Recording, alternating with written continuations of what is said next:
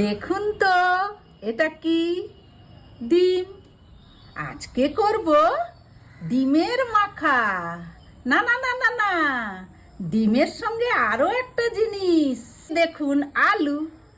আলু ডিম একসঙ্গে মাখা। কার সঙ্গে খাবো বলুন তো? এই যে দেখুন, পান্তা ভাত। পান্তা ভাতের সঙ্গে ডিম আলু মাখা।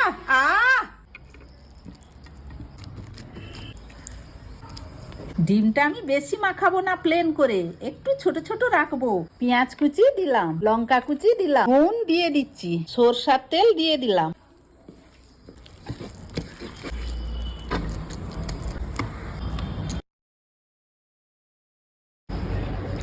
ডিম আলুর মাখা, তার সাথে নিলাম আমি পান্তা। দারুণ।